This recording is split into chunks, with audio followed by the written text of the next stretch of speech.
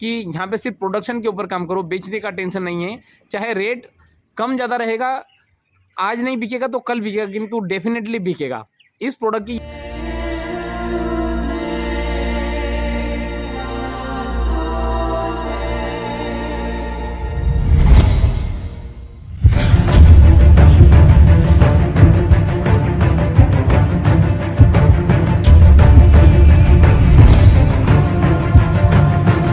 नमस्कार दोस्तों, मैं हूं विनोद और आप देख रहे हैं मेरा यूट्यूब चैनल पोल्ट्री जोन। दोस्तों, आज मैं बहुत ही महत्वपूर्ण टॉपिक के ऊपर बात करूंगा। और दोस्तों, इस टॉपिक को पर वीडियो बनाना का सिर्फ मेरा एक ही उद्देश्य ये है कि ब्रायलर फार्मिंग से कितना पैसा कमाया जा सकता है और ब्रायलर फार्मिंग प्रॉफिटेबल बिजनेस है या नहीं। क्या ये नए पोल्ट्री फार्मर भाइयों के लिए जो सोच रहे हैं कि हमें ब्रायलर इंडस्ट्री में या मुर्गी पालन में हमें आना है, तो हमें कौन सी फार्मिंग करना चाहिए, इंटीग्रेशन करना चाहिए या फिर हमें किसी कंपनी प्राइवेट फार्मिंग करना चाहिए। दोस्तों, मेरा उद्देश्य इस वीडियो का ये कतई नहीं है कि आप किसी कंपनी के साथ में इंटीग्रेशन करें या फिर प्राइवेट फार्मिंग करें। मेरा उद्देश्य सिर्फ ये है कि अगर अच्छी मेहनत और कुछ सुविधा के साथ में या फिर एडवांस टेक्नोलॉजी के साथ में अगर हम चलें तो हम इस बिज़नेस से बहुत अच्छा पैसा कमाया जा सकता है। अब मैं उसका एक छोटा सा एग्जांपल बताता हूं। दोस्तों, मेरे नॉलेज में, मतलब जहाँ तक मैंने बिज़नेस को समझा है इस 4 साल में, उसके पहले मैं पिछले 10 साल से बिज़नेस करते हुए आ रहा हूँ। किंतु दोस्तों, मुझे इस बिज़नेस की जो एक ही खासियत जो लगी वो ये है कि यहाँ पे सिर्फ प्रोडक्शन के ऊपर काम करो, बेचने का टेंशन नहीं है। चाहे रेट कम ज़्यादा रहेगा, आज नहीं बिकेगा तो कल बिकेगा, किंतु डेफिनेटली बिकेगा। इस प्रोडक्ट की यही खासियत है। अगर मान लीजिए किसी आदमी को या कोई मेहमान अगर आया है, तो आपने उसको कल अगर मछली खिला दी और आज अगर मुर्गा खिलाएंगे तो बिल्कुल खा लेगा। तो कहने का सिर्फ इतना सा तात्पर्य है, हाईली कंज्यूमेबल प्रोडक्ट है। और अगर शुद्धता की अगर पैमाने की अगर बात करें तो पृथ्वी पर अंडा और मुर्गे के अलावा पृथ्वी पर शुद्ध कुछ भी नहीं मिल रहा है, क्योंकि अंडा और मुर्गा ही हमें बिल्कुल जस्ट हमारे सामने काटा जाता है और यही दोनों शुद्ध अवस्था में पाया जाता है। तो दोस्तों, ये बहुत ही हाईली कंज्यूमेबल प्रोडक्ट और बहुत ज़्यादा मतलब इसकी डिमांड मार्केट में है। तो इसके कारण जो है ब्रायलर फार्मिंग अगर कोई फार्मर भाई अगर करना चाहता है तो बिल्कुल कर सकता है। मेरा इस वीडियो में ये दिखाने का चाहता हूँ कि वो कितना कमाया जा सकता है। ये तो एक प्रकार से एक ट्रेलर रहेगा, उसके बाद में फिर बहुत सारे प्रकार से हम कमा सकते हैं। प्राइवेट फार्मिंग में और ज़्यादा कमा सकते हैं, इंटीग्रेशन में और अलग तरीके से कमा सकते हैं। तो दोस्तों, मैं इस वीडियो में किसी कंपनी की बड़ाई नहीं करूँगा, सिर्फ जो सत्य है मैं उसी चीज़ को आपके सामने दिखाऊँगा। तो चलिए दोस्तों, हम शुरू करते हैं। दोस्तों, मेरे साथ में है IB कंपनी की GC और फार्मर भाई हैं, उड़ीसा के हैं। और आप देख सकते हैं उनके बारे में तो खैर मैं ज़्यादा जानकारी नहीं दे पाऊँगा, किंतु ये कंपनी की GC है, IB कंपनी की। अब उसमें हम देखते हैं कि कितने चिक्स प्लेस किए और कब प्लेस किए और क्या परसेंटेज रहा और कितने रुपए कंपनी से उन्होंने प्राप्त किए। दोस्तों, ये है लॉट नंबर।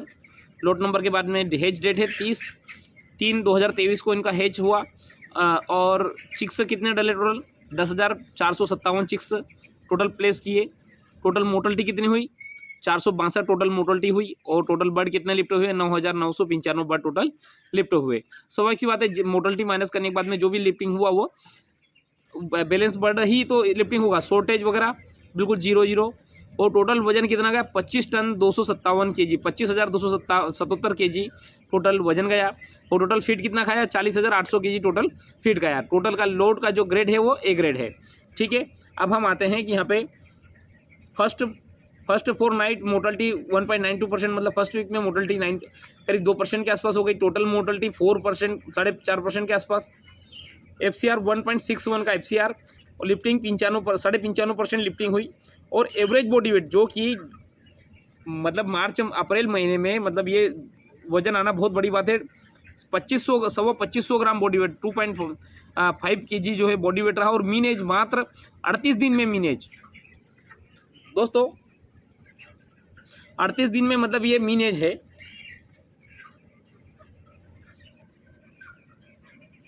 अब हम देखते हैं टोटल प्रोडक्शन कॉस्ट क्या बनी। चिक्स की जो कॉस्ट हो गई 10,457 बढ़ गई 26। कंपनी चिक्स की जो कॉस्ट काउंट करती है वो 26 रुपये पर बर्ड के हिसाब से 2,71,882 रुपये का चिक्स हुआ। और फीड की कॉस्ट 40,800 kg का 40 रुपये के रेट के हिसाब से 16,32,000 रुपये का। मेडिसिन कॉस्ट 8,500 रुपये की मेडिसिन कॉस्ट हो गई। और एडमिन कॉस्ट कंपनी की हुई 3 रुपये पर बर्ड के हिसाब से 31,371 रुपये जो है टोटल एडमिन कॉस्ट होगी। टोटल अगर हम प्रोडक्शन कॉस्ट अगर देखें तो 19,43,760 रुपये। अब इसमें हम क्या करेंगे, सिंपल सा जो भी हमारा टोटल प्रोडक्शन जो लागत आई उसमें हम टोटल हमारे वजन का भाग कर देंगे। जैसे कि 25,277 का भाग कर देंगे तो हमारी प्रोडक्शन कॉस्ट आ जाएगी 76 रुपये 90 पैसे दोस्तों, जो कि एक बहुत अच्छी प्रोडक्शन कॉस्ट बोल सकते हैं। मतलब अगर हम प्राइवेट फार्मिंग भी अगर कर रहे हैं और अगर हमें 76 रुपये की अगर हम प्रोडक्शन कॉस्ट अगर लेके आ गए तो बहुत बड़ा हम काम कर दिया हमने, मान लीजिए। तो बहुत अच्छी प्रोडक्शन कॉस्ट, बहुत लो प्रोडक्शन कॉस्ट हम इसको बोल सकते हैं।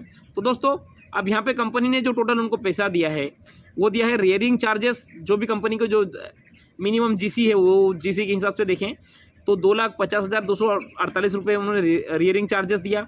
परफॉर्मेंस, क्योंकि उनका गर्मी में परफॉर्मेंस रहा और प्रोडक्शन कॉस्ट कम रही तो उसका इंसेंटिव कंपनी ने दिया है।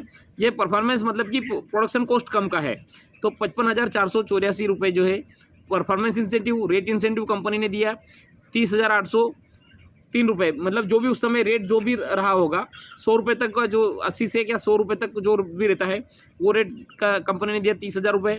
और स्पेशल रेट इंसेंटिव कंपनी ने दिया है जो भी 100 रुपये से ऊपर जो भी रेट हुआ होगा उसका जो है 9,751 रुपये स्पेशल रेट इंसेंटिव का।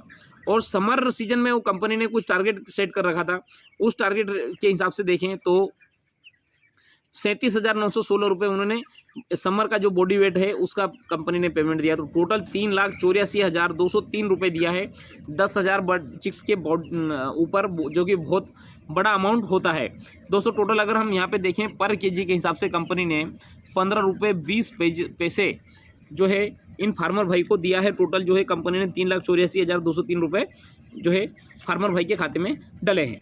दोस्तों मेरा उद्देश्य सिर्फ ये है कि आईबी कंपनी, इसमें 2-3 कंडीशन है। एक कंडीशन ये है कि रेट इंसेंटिव अच्छा मिल देती है कंपनी।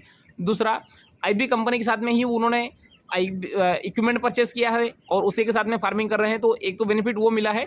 तो मतलब 2-3 चीज़ें हैं जो कि मतलब एक टर्म्स एंड कंडीशन के थ्रू मतलब उनको इतना अच्छा पैसा मिला। किंतु प्रोडक्शन कॉस्ट अगर हम देखें कंपनी कितना पैसा दे रही है उसको हम अगर एक तरफ करें, किंतु प्रोडक्शन कॉस्ट अगर हम देखें, प्रोडक्शन कॉस्ट 76 मतलब 77 रुपये, जो कि बहुत मतलब आदमी सपना देखता है कि मैं 77 जो अगर प्रोडक्शन कॉस्ट ले हूँ तो मुझे इतना प्रॉफिट मिल जाएगा। तो कहने का सिर्फ इतना सा तात्पर्य है दोस्तों कि इसी पोल्ट्री फार्मिंग में ये जो मैंने आपको जीसी बताई ये इसी पोल्ट्री फार्म की जीसी है और आईबी कंपनी से उन्होंने इक्विपमेंट परचेस किया उसकी जीसी है।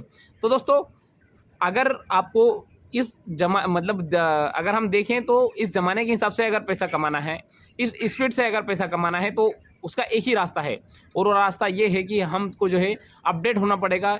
चाहे छोटा फार्म हो चाहे हम बड़े फार्मर हो, हमें अपने फार्म को अपडेट करना पड़ेगा। इसी में अपडेट करेंगे तो स्वाभाविक सी बात है। देखिए अब गर्मी में जब वो 2500 ग्राम वजन ला सकते हैं तो हम भी ला सकते हैं। अप्रैल महीने में 2500 ग्राम हम भी वजन ले आएंगे।